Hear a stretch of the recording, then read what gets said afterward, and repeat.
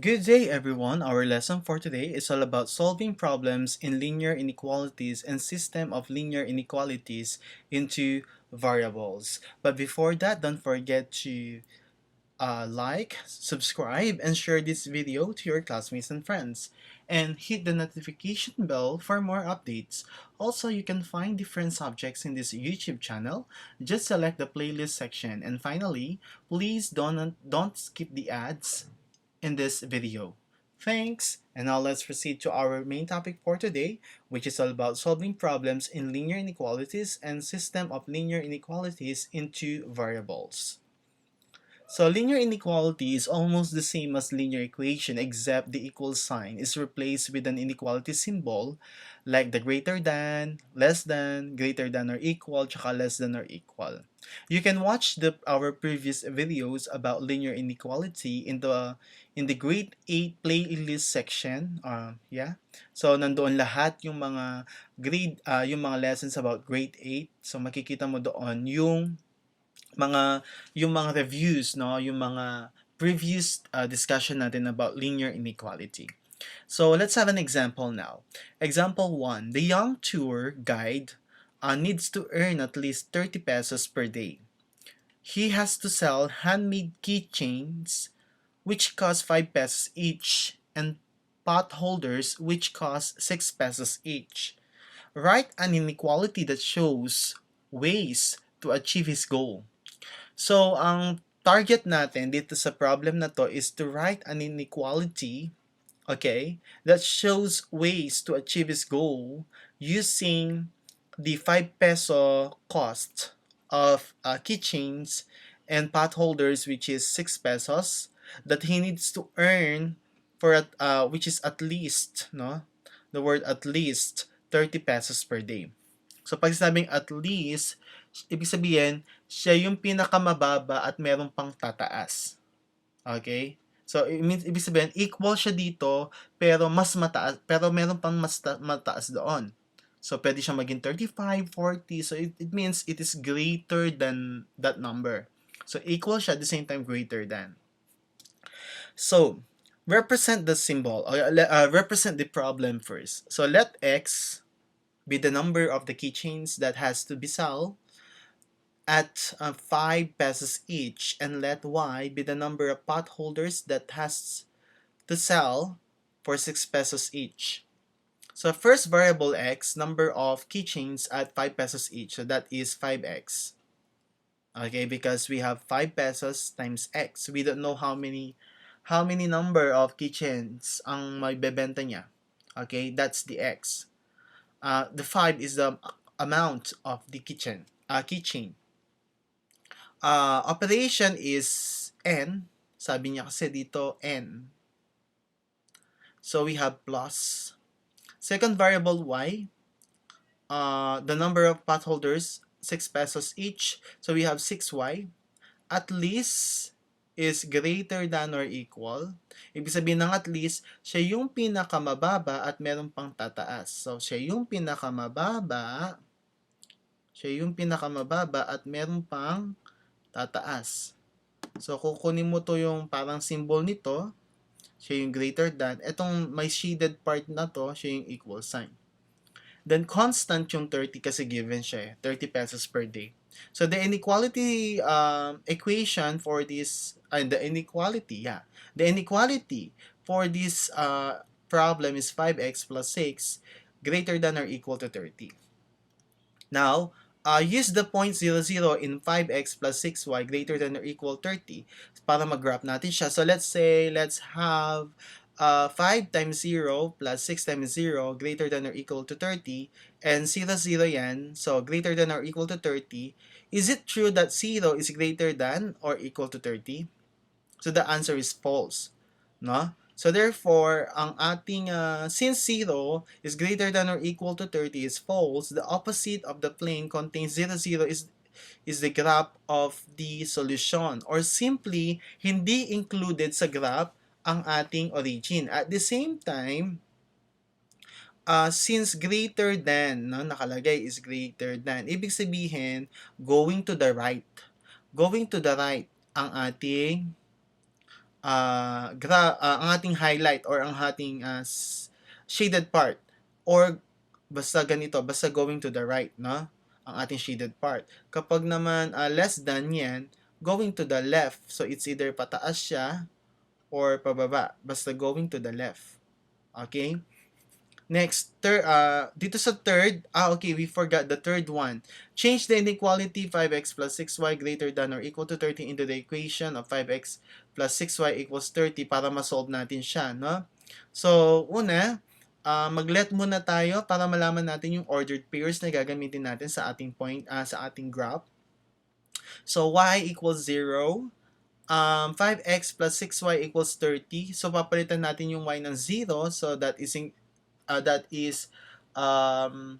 part ni 6, diba? So 5x plus 6 times 0 equals 30. So 6 times 0 is 0, as we all know. So we have 5x equals 30 na lang ang matitira. And divide both sides by 5, so we can cancel this one. And 30 divided by 5 is 6. No? I hope you already know this. If you still get confused, kung naka-confuse ka pa or nalilito ka pa regarding with this, you can review our previous video about the graphing linear inequalities and solving linear inequalities. Okay? So, let x equals to 0. So, we have 5x plus 6y equals 30. So, we have x equals 0. Palitan natin siya ng 0. 5 times 0 plus 6 times y equals 30. So, we need to cancel this one because it is equal to 0.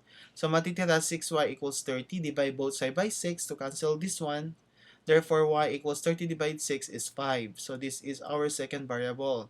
So, for this one, we have x equals 6 and y equals 0. For this one, we have x equals 0 and y equals 5. That's why the ordered pairs are 6, 0, and 0, 5. Okay? So, this will be the points that we will be gonna use in putting a line in the graph. So, this will be the graph of the 6, 0, and 0, 5. So, for this one, since ang ating symbol is yan, may equal sign siya, di ba? So, ibig sabihin, open yung ating mga open tuloy. Close ang ating mga dot, no? Kasi kapag ganon, ibig sabihin, greater than or equal or less than or equal. Para basta meron siyang equal. At the same time, solid yung ating line. Okay, hindi siya scattered. And then, since ito ay false, no? Or ganito na lang, tignan natin yung symbol natin. It is greater than, ibig sabihin going dito sa taas or going sa pababa, basta right side. So, going siya dito. Okay? So, nakukuha ba? The possible solutions are ordered pairs greater than 0 equal to 6, 0, and 0, 5. So, to check, select any point contain the shaded region. So, kahit anong point doon sa mga shaded region. So, pwede natin gamitin si U7 and 0 as our point. No? Kasi yung shaded region niya, ito siya. So, pwedeng pataas. So, pwedeng 7, 8, 9, 10. Ito naman, 5, 6, 7, 8, 9, 10 pataas. So, pwede natin gamitin yon. So, use 7, 0 in 5x plus 6y is greater than or equal to 30. So, let's see kung true. So, 5 times 7 plus 6 times 0 because x is 7, y is 0. Baka magtanong kayo, saan ko kinuha ito? So, we can cancel this. 5 times 7 is 35. And 35 greater than or equal to 0. Is that greater than? Mas mataas ba ang 35 pieces sa 30? That's true. So therefore, 7, 0 is a solution. How about this this one, 0 and 6. So we will just substitute 0 to x and 6 for y. So we need to cancel this one. 6 times 6 is 36. So is it greater than or equal to 30? Correct. It is greater than 30. So therefore, it is true. So therefore, 0, 6 is a solution for this particular example.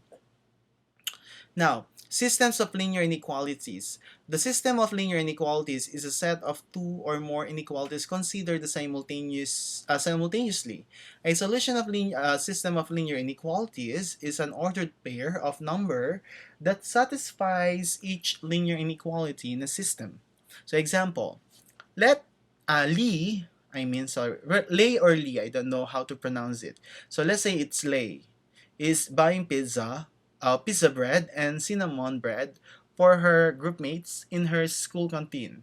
So a pizza bread is priced at 10 pesos while the cinnamon bread is priced at 5 pesos. So determine ways in which Lee can spend her 150 to 250 pesos.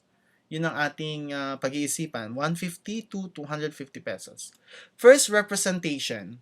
So let x equals the number of pizza bread be brought for 10 pesos. Tama, 10 pesos. And y be the number of or cinnamon bread of Lee brought for 5 pesos each. So let's write the inequality first. So price of pizza bread per piece is 10 times the number of pizza bread is x plus cinnamon is 5 and then the number of cinnamon is y. Ito yung mga representation natin kanina. All is at most. Pag sabing maximum, M cost, it is at most. Ibig sabihin, siya yung pinakamataas kung ako ay magda-drawing, siya yung pinakamataas, pero pwede din siyang equal doon, pero meron pang mas mababa. So that's why, kung titingnan natin tong arrow, it's less than. Okay? And then equal. Then 250 pesos. Okay? Kasi 250, kulang ng 0. Thus, the first inequality is 10x plus 5y less than or equal to 250, or pwede natin siyang i-simplify by dividing 5 kasi pwede divisible by 5 naman sila. So 5 divided by 5 is 1, 10 divided by 5 is 2, and 250 divided by 5 is 50. So ito yung mas maliit na way para ma-solve. The second inequality is 150 kasi meron siyang parang tawag doon, meron siyang pagitan, di ba? 150 to 250 sabi doon sa problem. So, yung maximum niya is 250, yung minimum is 150. So, nasa pagitan doon yung kanyang dapat magastos sa pagbili ng pizza bread at saka ng cinnamon bread. So, we have price of pizza bread per piece is 10 times x plus 5y. So, same lang siya, pero it is greater than or equal kasi pag sinabing at least, siya yung pinakamababa, means equal din siya, pero meron pang mas mataas. So, dito sa symbol na to, it's greater than, then equal to 150. Bakit nagkukulang ng 0 to? Okay, to 150. So, therefore, we have 10x plus 5y greater than or equal to 150. So, pwede natin simplify into 2x plus y greater than or equal to 30 because all of these three real numbers are divisible by 5. Now, let's solve the system of linear inequality by doing this. So, unahin natin si 2x plus y equals 50. So, gawin natin siya ng 0. So, let y equals to 0. So, kung 0 si y, therefore 2x equals 50 is equal to x equals 35. So, yung point natin dito is 25 and 0. Tama? Okay, for this one, let x equals 0. If x is equal to 0, therefore y is equal to 50. So, yung point natin dito is 0 and 50. Tama? So, dalawang points tayo meron. For the intercept of the 2x plus y equals 30. Kung napapansin nyo rin, equals yung ginamit natin kasi we are going to solve kasi. So-solve natin yung mga intercept using intercept form. So, so we need to first make them equals. Okay? So, y is equal to 0. If y is equal to 0, so let's y. Then 2x equals 30 is equal to 15 because 30 divided 2 is 15. No? And then for this one, we have 2 times 0 is 0. So y is equal to 30 kasi siya na yung matitira. Okay? Baka nalilito kayo paano siya naging 15 kasi di-divide natin yan by 2, di ba? Para makancel 2 sa x at maging x lang yung answer natin. And 30 divided 2 is 15. Therefore, for the first ordered pair, we have 15 and 0 as our point. And for the next one is 0 and 30 for our next point or second point. So now let's graph. Use the point 0, 0 in 2x plus y. So this is our first equation. No? Ito yung at most. So, ito yung pinaka-maximum amount na pwede niya magastos, yung 250. So, let's see kung ano siya, kung true or false pa. So, let's say x and y is equal to 0. So, we have 0 plus 0. Is 0 is greater, less than or equal to 50? Less than ba ang 0 sa 50? Tama, di ba? So, that's true. Therefore, half of the plane containing the origin is part of the solution. So, magagraph siya. Or to make it, ano lang, para mas madali siya, ganito lang. Kapag given ay less than, pag ganito yung kanyang graph, papunta doon, I mean yung kanyang shaded part, papunta doon, or papunta dito. Kapag greater than yan, greater than yung kanyang symbol, papunta doon, or papunta dito. Okay, usually ganyan lang naman lagi yan eh. So, let's have this one. So, we have 2x plus y less than or equal to 50. So, we have the solution. We have 50 here, and then we have 25 here. And then, since it is less than or equal, my dear students, yung line niya solid. Kasi equal. Ibig sabihin nun equal. At the same time, yung kanyang point ay solid din dapat. Okay, kunyari may mga points yan. So, hindi siya masyadong sakto sa linya, no, nung pagkaka-type ng aking graph. So, let's say, suppose na lang sakto yan. So, yung dot niya, dapat shaded siya kasi meron siyang equal sign na symbol. Ngayon, since ang ating symbol ay less than, so going to the left yung ating shaded part. Ito yan. Tsaka napatunayan natin siya using 0, 0. Diba? Kanina. So, 0 is less than or equal to 50, which is true. Okay? So, kasama ang origin sa shade. Kapag false siya, hindi kasama yung origin o yung gitna. Ito yung origin natin sa shade. Now, use test point 0, 0 in 2x plus y less than or equal, greater than or equal to 30. Ito yung, ito yung at least, di ba? At least 150 pesos yung pwede niya magastos. So, gawin natin siyang 0, 0. 0 is greater than or equal to 30. That's false. Okay, so since our symbol is greater than, so kung greater than yan, it's either pag ganon ng shaded part niya or papunta dito ang kanyang shaded part. So, since 0 is greater than or equal to 30 is false, the opposite of the plane containing 0, 0 is the graph of the solution. So, ayan. Parang mali siya. Opposite, tama. Kasi dapat hindi kasama yung origin. No? So, yan. Papunta siya doon. Ito yung graph ng 0.30 at saka 0.15.0.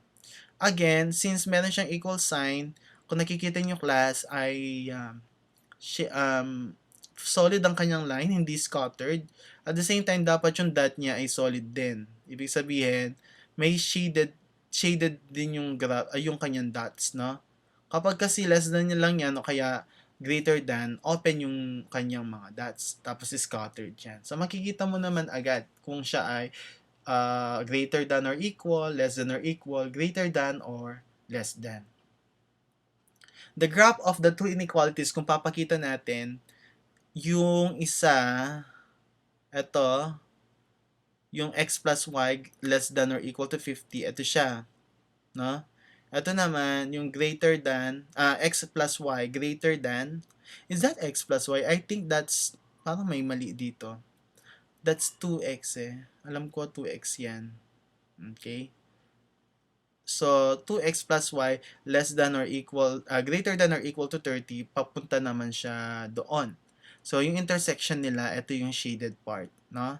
So, nandito lang yung pwedeng magastos siguro nung silay, no, sa pagbili ng pizza at saka cinnamon bread. All points contained in the intersection green part of the graph of the two linear inequalities 2x plus y less than or equal to 50 and 2x plus y greater than or equal to 30 are solution, or these are the solution sets of the system of the inequality. So, let's check na lang. So, meron siya, di ba, may pagitan, 30 to 50. Yan yung pagitan niya. Dito naman, 15 to, I think that's 25, no? Yung kanina. So, 15 to 25. So, let's see. 20 and 5. So, pipili lang tayo, no? Kanina, 20 and 5. I think that's 0. Hindi siya 5. Is that 5? Ah, okay. Because of the y, no? So, 30 and 5. Okay, sige. 20 and 5. So, we have 2x plus y less than or equal to 50. Yung x, papalitan natin ng 20. Yung y, papalitan natin ng 5. So, we have 20 times 2 is 40 and yung y is 5. 40 plus 5 is 45 less than or equal to 50. Is that true? True siya, di ba? Kasi mas mababa siya. And that's true naman. For this one, we have 2x plus y greater than or equal to 30. So, gagawin natin yung dalawa pala, no? So, kumbaga, pumili tayo ng 20 and 5. Okay, sige. So, for this one, 20 and then y is 5 pa rin. Tignan natin kung tama. Is that greater than or equal to 30? Correct, di ba? Mas mataas siya sa 30. Kung ang pipili naman natin is 15 and 10 dito sa ating graph, 15, kukuha tayo ng 15 at saka 10. Okay? Tignan natin yung ating solution. 2x plus y less than or equal to 50. So then 2, yung x natin is 15. So 2 times 15 is 30. And then yung y natin is 10. 30 plus 10 is 40 less than or equal to 50. Is that true? True, di ba? Kasi mas mababa ang 40 kaysa sa 50. 2x plus y greater than or equal to 30. Paano naman to? Palitan natin ng 15 ng x, ang y ay 10. So, 2 times 15 is 30 plus 10, 40. 40 is greater than or equal to 30. So, that's true. Okay? So, ibig sabihin, tama yung ating graph. So, that's all about our lesson for the solving problems in linear inequalities and systems of linear inequalities in two variables. With that, maraming salamat and I hope you learned something from this video. Thanks!